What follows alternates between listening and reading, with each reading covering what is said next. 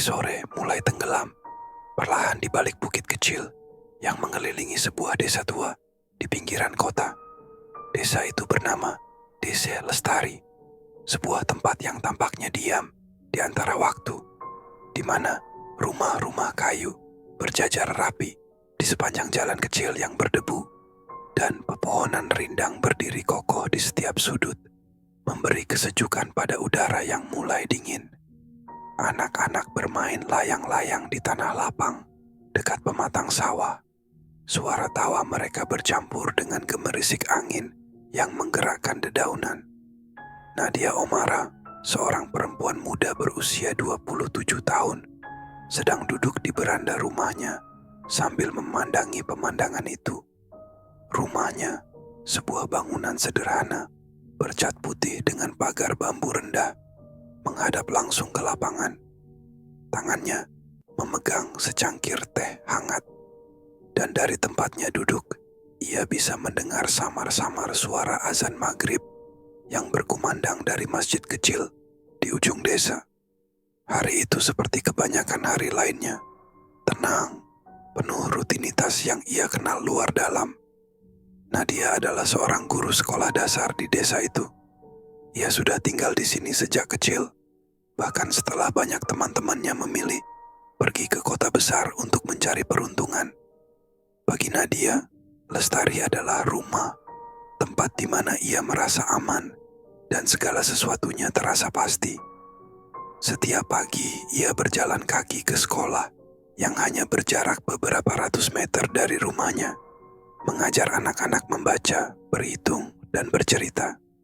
Sore hari, ia sering membantu ibunya memasak atau sekadar duduk di beranda seperti saat ini, menikmati ketenangan desa yang tidak pernah terganggu. Namun, hari ini ada sesuatu yang sedikit berbeda. Bukan karena sesuatu yang luar biasa terjadi, melainkan lebih kepada kehadiran seseorang yang sudah lama tidak Nadia temui.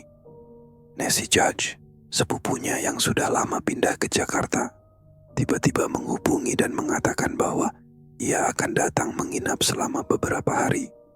Nancy, yang sekarang menjadi seorang content creator terkenal, sudah hampir 5 tahun tidak pulang ke desa ini.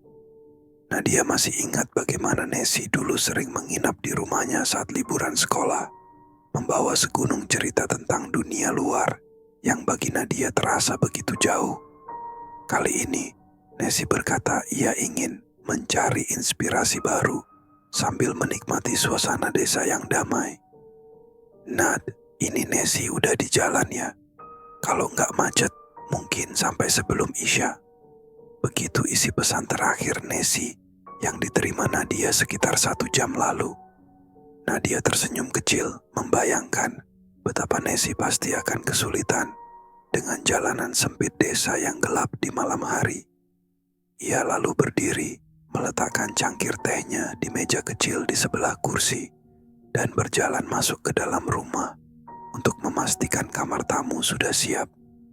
Ibunya, seorang perempuan parubaya yang sudah mulai beruban, sedang sibuk menyiapkan makan malam di dapur. Aroma tumisan bawang putih dan cabai menguar ke seluruh ruangan. "Nancy jadi datang kan?"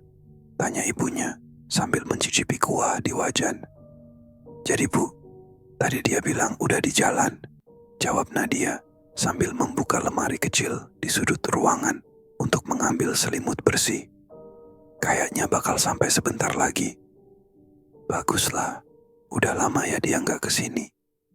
Kalau dulu sih, dia paling suka minta dibikinin opor ayam sama nenek." Ibu Nadia terkekeh pelan mengingat masa kecil Nancy. "Besok kita masak itu aja, biar dia senang."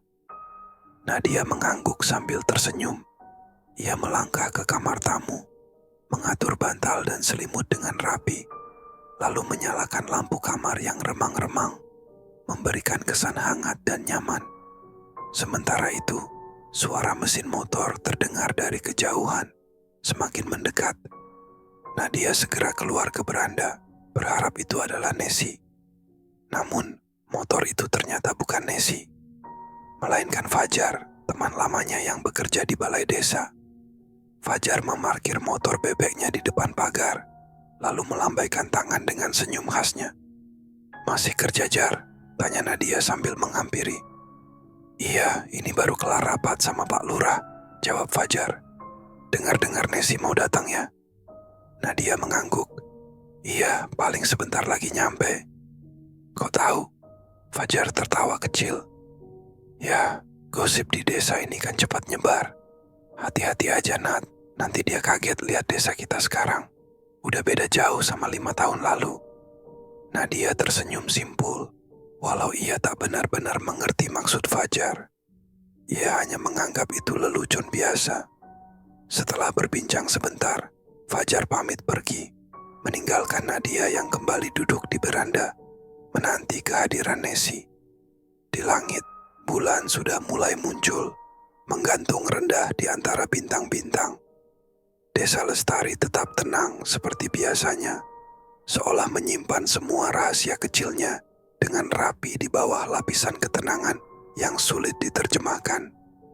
Hari ini terasa begitu biasa, seperti awal dari sesuatu yang belum sepenuhnya dimengerti.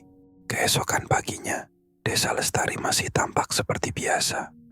Matahari pagi menembus lembut sela-sela dedaunan, menerangi jalanan kecil yang mulai ramai oleh penduduk desa.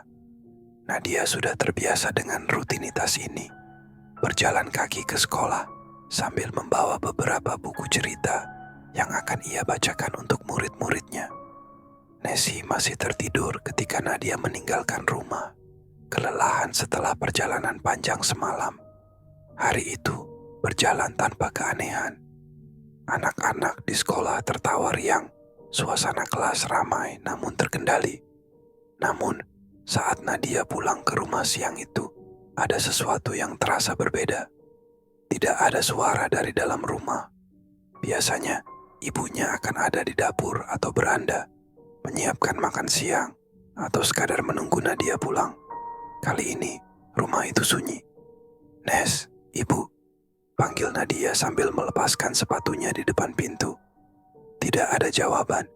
Nadia mengerutkan kening, tapi ia mencoba berpikir positif. Mungkin ibunya sedang pergi ke rumah tetangga, dan Nesi mungkin masih tidur. Tapi saat ia masuk ke dalam, ruang tamu tampak berantakan. Bantal-bantal di sofa seperti bergeser, dan selimut yang tadi malam ia siapkan untuk Nesi tergeletak di lantai. "Nes, kamu di mana?" tanyanya lagi. Kali ini lebih keras. Tiba-tiba terdengar suara langkah kaki dari arah kamar tamu. Nadia menoleh dengan cepat, tapi langkah itu berhenti. Ia berjalan perlahan menuju pintu kamar, merasakan jantungnya berdegup lebih kencang dari biasanya. Saat pintu kamar ia buka, Nesi duduk di pinggir ranjang, menatap kosong ke lantai. Wajahnya pucat dan ada lingkaran hitam di bawah matanya. "Kamu nggak apa-apa?" tanya Nadia, mendekat dengan hati-hati. Nesi mengangkat wajah, mencoba tersenyum. "Aku nggak apa-apa, cuma aneh aja. Tadi malam aku dengar suara langkah di luar jendela, tapi pas aku cek, nggak ada siapa-siapa." Nadia tertawa kecil, berusaha mencairkan suasana. "Ah, itu mungkin cuma suara angin atau hewan. Di desa ini biasa ada ayam atau kucing lewat. Tapi langkahnya berat, Nat. Kayak ada orang." Nesi menambahkan. Nadanya pelan, tapi jelas terdengar tidak main-main. Nadia mencoba mengabaikan rasa tidak nyaman yang mulai muncul di dadanya. "Udah, jangan dipikirin. Mungkin kamu kecapekan habis perjalanan panjang. Nanti malam pasti kamu tidur lebih nyenyak." Hari-hari berikutnya, Nesi tampak semakin aneh. Ia mulai bangun lebih siang dari biasanya dan terlihat sering melamun. Beberapa kali, Nadia menemukannya berdiri di depan jendela kamar tamu, memandangi kebun kosong di belakang rumah tanpa alasan yang jelas. Saat ditanya, Nesi hanya mengangkat bahu, berkata bahwa ia merasa ada yang memerhatikannya dari arah sana. Kejanggalan tidak hanya berhenti di Nesi. Suatu malam, Nadia terbangun oleh suara samar seperti orang berbisik. Awalnya ia mengira itu suara radio tetangga yang terlalu keras. Tapi semakin ia mendengarkan, suara itu terdengar datang dari dalam rumah. Dengan hati-hati ia turun dari tempat tidur dan berjalan menuju ruang tamu, mencari sumber suara. Tapi begitu ia sampai di sana, suara itu berhenti. Tidak ada apa-apa, hanya ruangan gelap yang diterangi cahaya bulan dari sela-sela tirai. Keesokan harinya, Ibu Nadia mengeluh tentang hal-hal kecil yang terasa tidak biasa. Beberapa perabot di dapur berpindah tempat tanpa alasan, dan gelas favoritnya pecah begitu saja saat disentuh. Nadia berusaha meyakinkan ibunya bahwa mungkin itu hanya kebetulan. Namun, di lubuk hatinya, ia merasa ada sesuatu yang salah. Pada malam ketiga, Nessie tiba-tiba bangun dari tidurnya, berteriak histeris. Nadia berlari ke kamar tamu dan menemukan Nessie duduk di lantai. Tubuhnya gemetar sambil menunjuk ke jendela. Dia ada di sana, di kebun. Nessie berbisik dengan suara serak.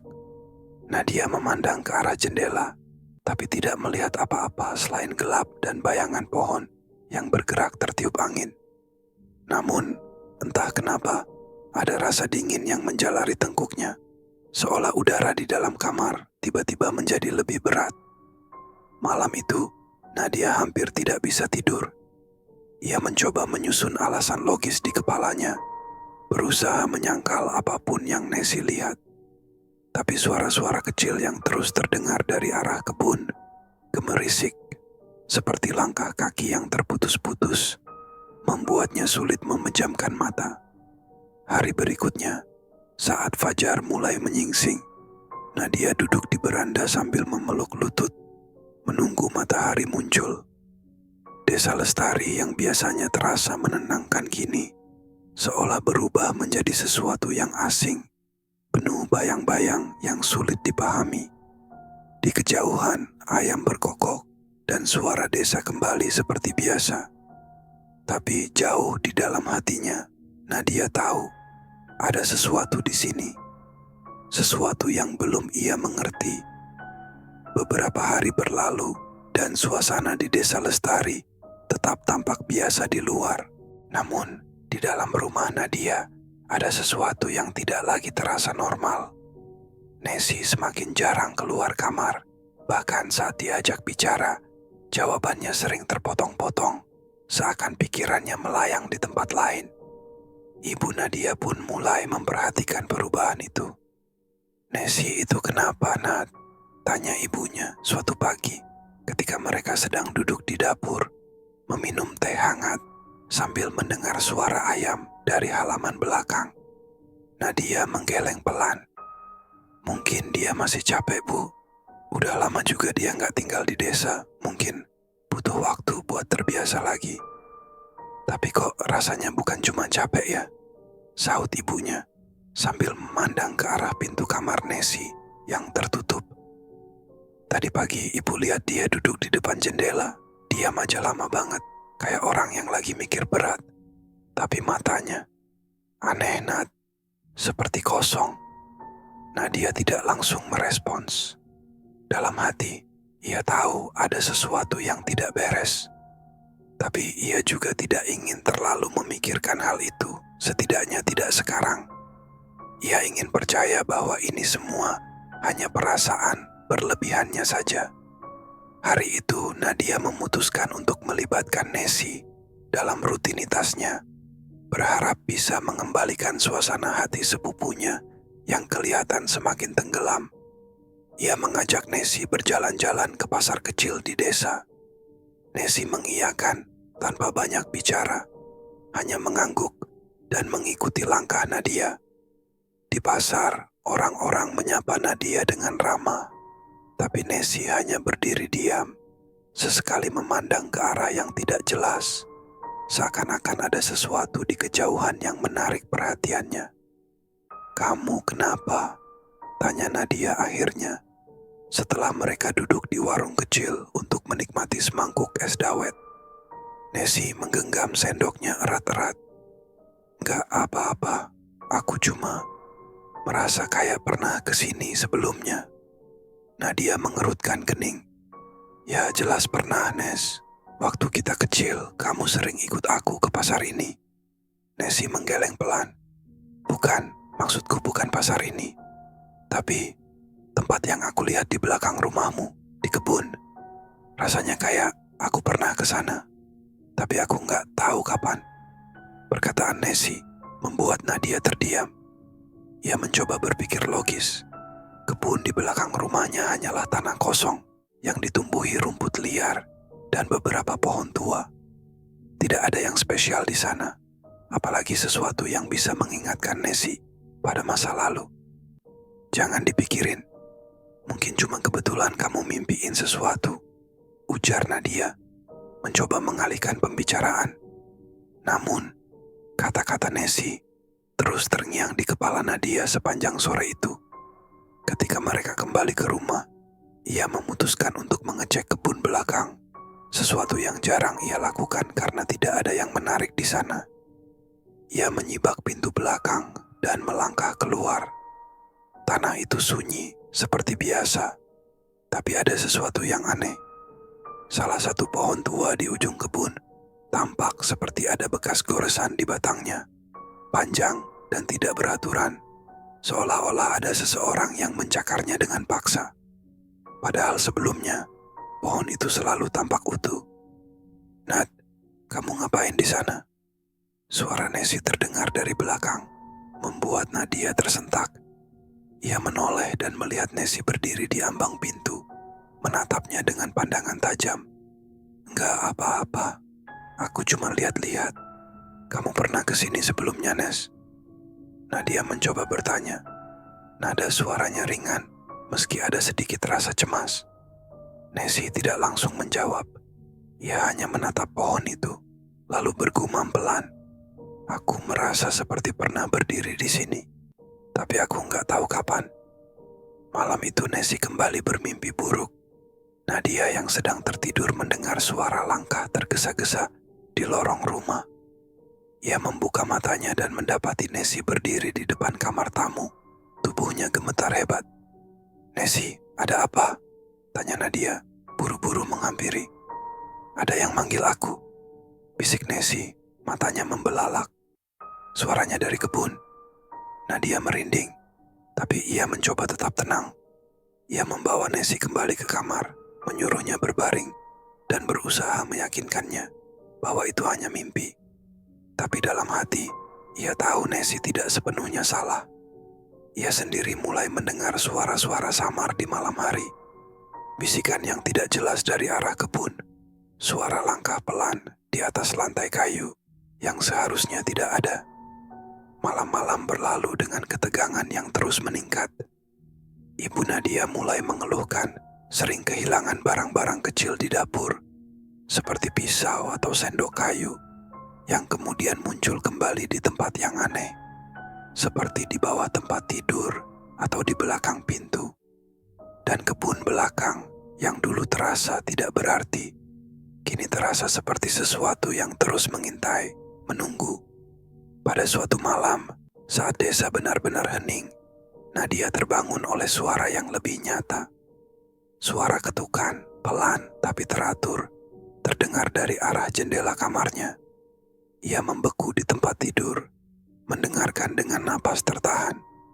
Ketukan itu berhenti, hanya untuk disusul oleh suara lain, seperti sesuatu yang bergerak pelan di luar jendela. Nadia menelan ludah, jantungnya berdetak kencang.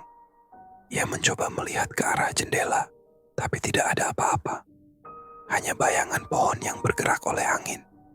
Namun, saat ia hendak kembali berbaring, suara itu terdengar lagi. Kali ini lebih dekat, seakan-akan berasal dari dalam rumah. Malam itu terasa lebih gelap dari biasanya. Langit yang biasanya dipenuhi bintang tampak kosong, tertutup awan pekat. Suasana di dalam rumah Nadia terasa berat, hampir seperti ada sesuatu yang mengintai di setiap sudut ruangan. Jam di dinding menunjukkan pukul 2 pagi, tetapi tidak ada yang tidur. Nessie duduk di ruang tamu. Wajahnya tampak semakin pucat, dengan lingkaran hitam di bawah matanya yang semakin gelap. Ibu Nadia sudah beberapa jam terlelap di kamarnya, tidak menyadari ketegangan yang meliputi kedua gadis itu. Nadia sendiri mencoba memusatkan perhatian pada hal lain. Ia membuka buku yang tergeletak di atas meja, tapi pikirannya tidak bisa fokus. Ada sesuatu yang salah malam itu, sesuatu yang bahkan ia tidak bisa jelaskan. Ruangan itu dingin, lebih dingin dari biasanya, meski jendela-jendela sudah ditutup rapat. "Nad," suara Nessie terdengar pelan, hampir seperti bisikan. Nadia menoleh melihat Nessie yang kini menatap lurus ke arah pintu belakang. Tubuh sepupunya kaku, matanya membelalak lebar, seperti sedang melihat sesuatu yang tidak kasat mata. "Ada apa?" tanya Nadia, suaranya sedikit bergetar. Nessie mengangkat tangannya perlahan, menunjuk ke arah pintu. "Dia ada di luar." Jantung Nadia mencelos. Ia mencoba mengintip ke arah yang ditunjukkan Nessie, tetapi tidak ada apa-apa. Hanya pintu kayu tua yang tertutup rapat. Namun, detik itu juga, suara samar terdengar, gemerisik pelan, seperti sesuatu yang bergerak di atas tanah. Suara itu semakin jelas, mendekat ke arah pintu belakang. Nadia menelan ludah, mencoba berpikir logis. Mungkin itu hanya angin, mungkin itu hewan liar. Tapi jauh di dalam hatinya, ia tahu ini bukan suara biasa. "Nessie, kamu yakin?" bisik Nadia, matanya tetap tertuju ke pintu. Nessie tidak menjawab. Ia hanya mengangguk pelan, wajahnya penuh ketakutan. Tiba-tiba suara itu berhenti. Rumah itu menjadi sunyi, begitu sunyi, hingga Nadia bisa mendengar detak jantungnya sendiri. Ia menghela napas dalam-dalam, mencoba menenangkan dirinya. Namun, sebelum ia sempat bergerak, pintu itu bergetar keras. Suara dentuman mendadak memecah kesunyian, seakan ada sesuatu yang memukulnya dari luar. Nessie menjerit, tubuhnya mundur hingga menabrak sofa. Nadia berdiri terpaku, tubuhnya gemetar. Pintu itu terus bergetar, seperti ada sesuatu di baliknya yang ingin masuk dengan paksa. Suara gemerisik kembali terdengar, kali ini bercampur dengan suara lain, bisikan. Suara itu rendah, tidak jelas, tetapi cukup untuk membuat bulu kuduk Nadia berdiri. "Nessie, ke kamar ibu sekarang." Nadia akhirnya berteriak, mencoba menguasai dirinya. Nessie tidak bergerak. Ia masih terpaku di tempat. Matanya kini beralih ke jendela dapur. Nadia mengikuti pandangannya, dan saat itulah ia melihatnya. Bayangan, sesuatu yang berdiri di luar, lebih tinggi dari manusia biasa. Sosok itu tidak jelas, tapi cukup untuk membuat Nadia merasa mual karena ketakutan. Sosok itu diam, hanya berdiri di sana, memandang ke arah mereka. Matanya, jika bisa disebut mata, bersinar merah samar di kegelapan. Dengan napas terengah, Nadia menarik Nessie yang akhirnya sadar dari keterkejutannya. Mereka berlari ke kamar ibu, menutup pintu dan menguncinya rapat-rapat. Nadia meraih ponsel di atas meja kecil, tetapi tidak ada sinyal. Tidak ada cara untuk meminta bantuan.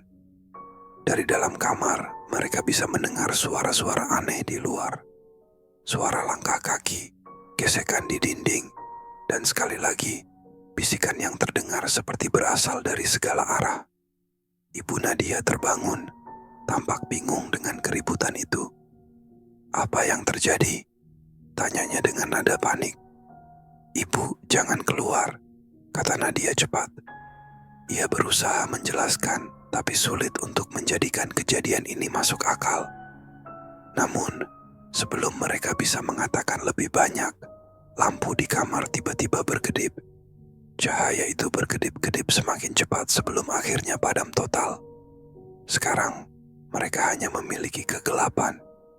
Nessie mulai terisak, sementara Ibu Nadia meraih tangan putrinya dengan gemetar. "Nad, apa itu?" bisik Nessie dengan suara yang hampir tidak terdengar.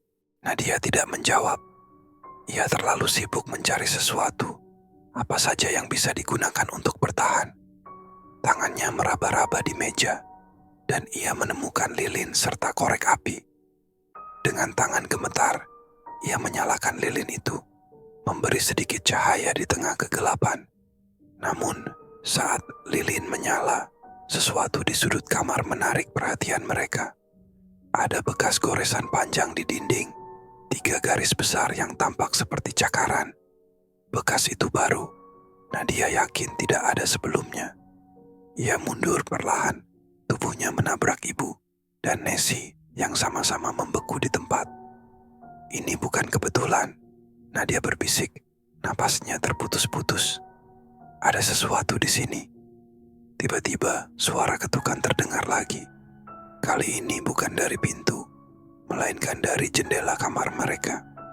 Ketukan itu pelan, tetapi ritmis, seperti menunggu seseorang untuk membuka. Mereka bertiga membeku, tidak ada yang berani bergerak. Ketukan itu berhenti, dan untuk beberapa detik yang terasa seperti selamanya, hanya ada keheningan. Lalu, suara itu datang lagi. Bisikan, tapi kali ini lebih dekat. Seakan-akan berasal dari dalam kamar. Nadia merasa tubuhnya kaku, tapi ia tahu satu hal. Mereka tidak aman di sini. Pagi akhirnya tiba, tapi suasana di dalam rumah Nadia jauh dari rasa lega.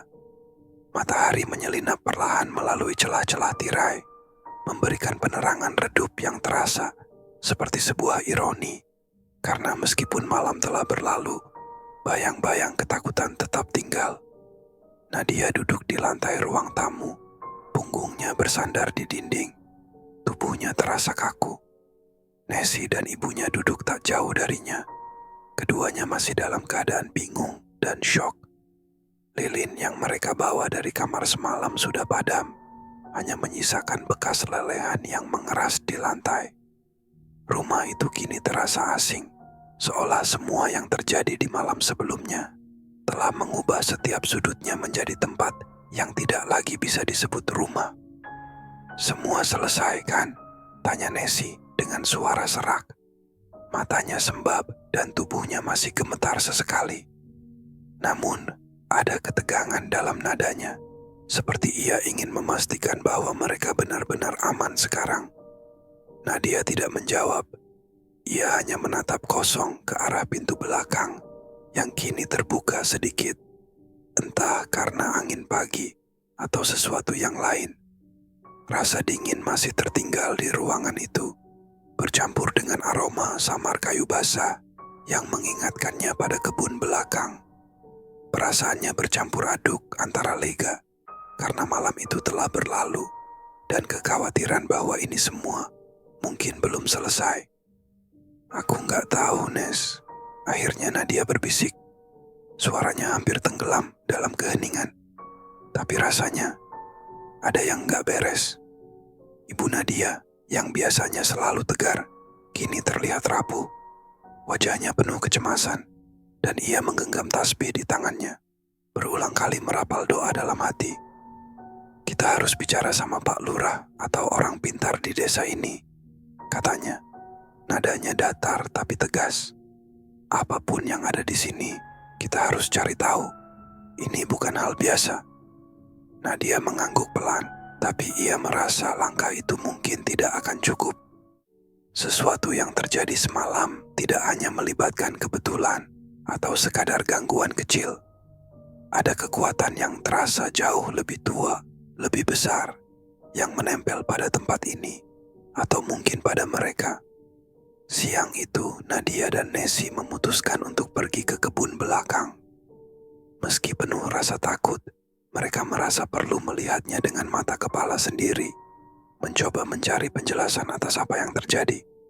Tanah di kebun itu basah karena embun pagi, dan daun-daun bergoyang pelan ditiup angin. Namun, suasana di sana tetap terasa berat, seolah-olah udara di tempat itu tidak bergerak dengan cara yang wajar. Di dekat pohon tua, Nadia menemukan sesuatu yang membuat darahnya membeku. Ada lingkaran kecil yang terbentuk di tanah, bekas seperti arang yang membentuk pola rumit. Pola itu menyerupai simbol, garis-garis melingkar yang bertautan dengan goresan-goresan tajam di tengahnya. Seolah ada seseorang atau sesuatu yang telah melakukan ritual di tempat itu. Pola itu tidak mungkin terbentuk secara alami. Nad, Nessie memanggil pelan, suaranya bergetar. Ia menunjuk sesuatu di atas batang pohon tua. Ada kain merah kecil yang tersangkut di salah satu cabang, berwarna kusam, seperti kain yang telah lama ditinggalkan. Nadia mendekat, merasakan tengkuknya meremang. Kain itu bukan sembarang kain. Itu tampak seperti potongan dari selendang yang sering digunakan orang untuk upacara adat di desa mereka. Tapi warnanya aneh, terlalu tua, dan lusuh untuk menjadi milik siapapun yang hidup sekarang. Kita harus pergi dari sini, kata Nessie cepat. Sekarang juga. Nadia tidak membantah. Ia merasa bahwa semakin lama mereka tinggal di sana, semakin kuat rasa diawasi yang merayapi dirinya. Mereka bergegas kembali ke rumah, mencoba mengabaikan suara samar yang seolah mengikuti langkah mereka dari balik pepohonan. Namun, saat mereka kembali ke dalam rumah, keanehan tidak berhenti. Di atas meja dapur, pisau yang sebelumnya hilang kini kembali, tertancap di tengah meja kayu. Tidak ada yang menyentuhnya. Tidak ada yang melihat siapa yang meletakkannya di sana. Nadia hanya bisa memandangnya dengan ngeri, merasakan napasnya menjadi semakin berat. Hari-hari setelah kejadian itu berlalu dengan perlahan, tapi rasa takut tetap menggantung.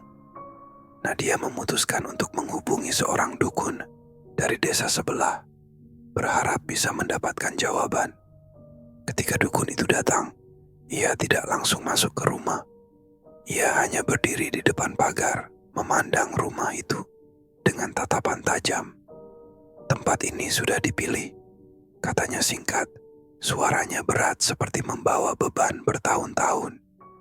Ada yang memanggil sesuatu, dan sesuatu itu sekarang sudah menempel. Kalian tidak akan bisa mengusirnya begitu saja. Nadia merasa darahnya mengalir lebih cepat. Maksud Bapak, sesuatu itu masih ada di sini. Dukun itu hanya menatapnya dengan pandangan kosong. Kalian harus siap. Kalau sesuatu itu dipanggil, artinya dia belum selesai dengan kalian.